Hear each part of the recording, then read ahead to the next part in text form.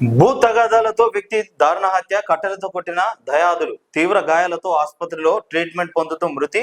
నారాయణపేట జిల్లా చిన్నపొర్లలో ఘటన. గ్రామంలో పోలీస్ పీకెట్.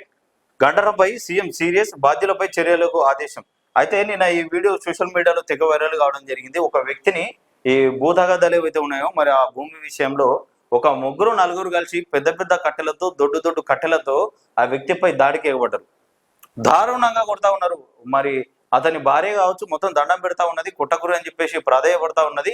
అయినా ఈ దుర్మార్గులు ఆపకుండా అతని కాళ్ళపై, చేతులపై, వీపుపై దాడి చేస్తూనే ఉన్నారు, కొడుతూనే ఉన్నారు. మరి ఎవరు లేరా అంటే చుట్టుపక్కల 20 మంది దాకా ఉన్నారు.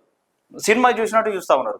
అరే ఏదన్నా ఉంటే మరి పరిష్కారం చేసుకుందాం, ఏదన్నా ఉంటే మాట్లాడుకుందాం, ఈ పద్ధతి మంచిది కాదు, కొట్టుడు మంచిది కాదు, మరి ఏదన్నా అయితే చనిపోయే పరిస్థితి ఉంటది అని చెప్పేసి ఎవడన్నా ఆపుతుండా, ఎవ్వరు కూడా ఆపుతలేడు. ఆ వీడియో మన దగ్గర ఉన్నది. కానీ ఒకవేళ యూట్యూబ్ లో పెడితే, ఛానల్లో పెడితే ఛానల్ ఎగిరిపోయే పరిస్థితి ఉన్నది. అంత దారుణమైన వీడియో ఉన్నది. అది దారుణమైన ఘటన. ఇది నిజంగా ఈ వీడియో చూస్తుంటే చెల్లించిపోతారు. అంత దారుణంగా కొడతా ఉన్నారు ఒక వ్యక్తి మీదకి.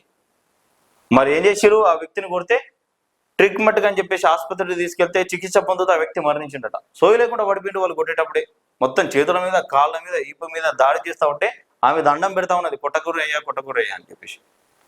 ఇగో ఇంత దారుణంగా దిగదారీరు. మరి పోలీసులకు ఫోన్ చేస్తే వాళ్ళు గంట దాకా రాలేరట. సమయానికి ఇట్లా రెస్పాండ్ అయితే ఆ వ్యక్తి బ్రతికేవాడు, ఆ గొడవ కూడా అంతగానం సీరియస్ కాకపోతుండే. దీని మీద ఇప్పుడు సీఎం సీరియస్ అయినట. ఆ వ్యక్తుల్ని చర్యలు తీసుకోవాలి, ఆ వ్యక్తుల మీద ఎవరైతే ఈ ఘటనకు పాల్పడ్డాడో అని చెప్పేసి ఆదేశాలు ఇవ్వడం జరిగింది.